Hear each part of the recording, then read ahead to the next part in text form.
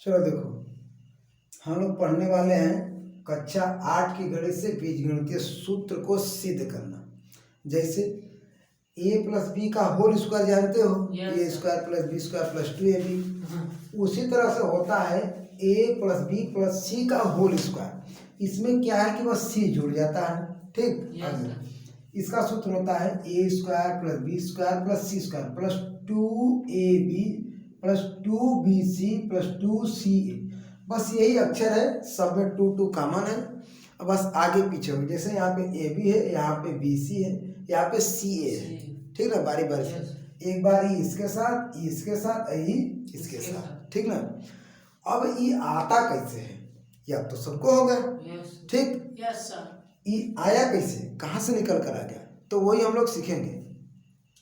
देखो, एक तरफ हम लोग इसको बोलते हैं LHS, लेफ्ट हैंड साइड, और इसको बोलते हैं RHS, मतलब बराबर के बाएं, लेफ्ट हैंड साइड मतलब बायां पक्ष, अब बराबर के दाएं दायां पक्ष, जिसको अंग्रेजी बोलते हैं RHS shortcut, right hand side. बाएं हाथ की दिशा और दाएं हाथ की दिशा, जैसे रास्ता चलते हो तो दाएं बाएं होता है ना, वही चीज है इसमें, बराबर किस पर, बराबर किस पर।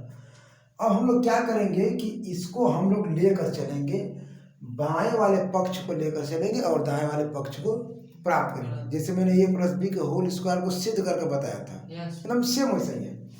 गणित का कोई भी प्रश्न हल करने से पहले तुमको हल लिखना पड़ेगा, चाहे हिंदी में हल लिख दो और चाहे अंग्रेजी में सॉल्व, ठीक ना।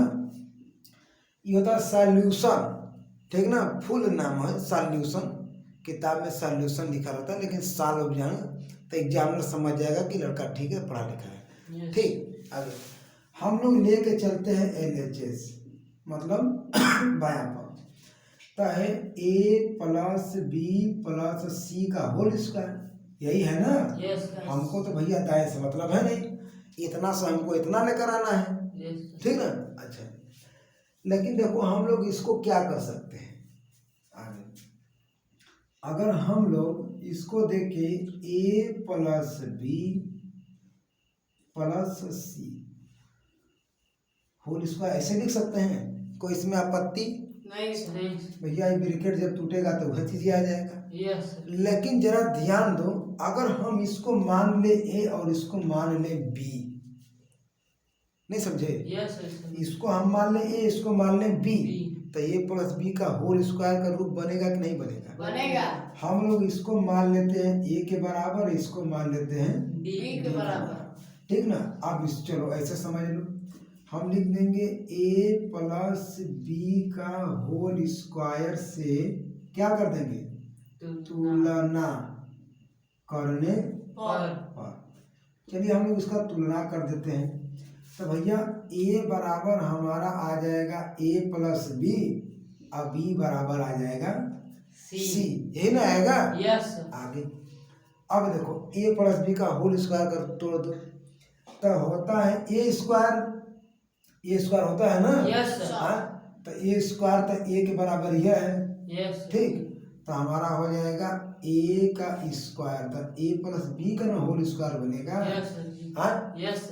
प्लस b का, फिर किसका आता है b का स्क्वायर, तो मतलब c का स्क्वायर, प्लस 2ab होता है, तो 2 हो गया और a तो हाइयर है, तो हो जाएगा a प्लस b, और फिर क्या होता है c, सॉरी ना, b होता है, तो b बराबर कितना है c है, तो यहाँ हम क्या कर देंगे c लिख देंगे, ठीक। अब ये a प्लस बी का रूप ले लिया, a प्लस बी के होल स्क्वायर पे इसको तोड़ दो, तो हो जाएगा a square plus B square plus 2ab होगा कि नहीं होगा, हाँ, इसको ऐसे ही उतार देंगे, c स्क्वायर हो गया। अब इसमें गुणा कर रहा है, बोलो इसमें ही गुणा करा कि नहीं करा, लेकिन इस c भी इसमें गुणा कर रहा है, ठीक ना। पहले सीख फिर लिख, ठीक। हाँ, पहले लिखो मत, पहले सीख फिर लिख, समझ गए। हाँ, लिखने में ध्यान रहेगा, दोनों गोटी रहेगी रफ पर, यहाँ मैं अपना गाऊंगा अपना बजाऊंगा, ठीक ना। तो वही भैंस बड़ी की बुद्धि। समझ गए, बुद्धिमान। अब यहाँ पे 2 और C दोनों आपस में गुणा कर रहे हैं, तो 2C का गुणा हम किस में करेंगे भाई? 2 भी है और C भी है। अब कहोगे सर जी तो यहाँ लिखा है, यहाँ लिखा है, ये कैसे गुणा करेगा? तो बताया हूँ कि ब्रैकेट के अगर बाहर कोई चिन्ह नहीं है तो किसका चिन्ह मानते हैं? गुणा का चिन्ह मानते हैं। तो यहाँ गुणा का है कि नहीं है? यहाँ है कि नहीं है? तो दोनों गुणा कर रहे हैं, तो हम लोग दोनों का गुणा करेंगे एक साथ में। तो 2 हो गया, तो 2 क्या हो जाएगा? CA होगा। 2C होगा कि नहीं होगा? इसको हम साथ लेकर चल रहे हैं। अब फिर हाई प्लस आ जाएगा। जब प्लस का गुणा प्लस होता है तो क्या होता है? प्लस होता है। तब 2BC होगा कि नहीं होगा? बोलो, 2BC होगा कि नहीं होगा? अब इसको सजाती पदी लिख दो, तो A² plus B² plus C² plus 2AB। अच्छा नहीं, अब तो 2AB आ गया। अब दिमाग में तो कीड़ी काट रही है। हाँ, अब उसके बाद हम क्या लिख देंगे? 2BC प्लस 2CA, ये हम लिखेंगे।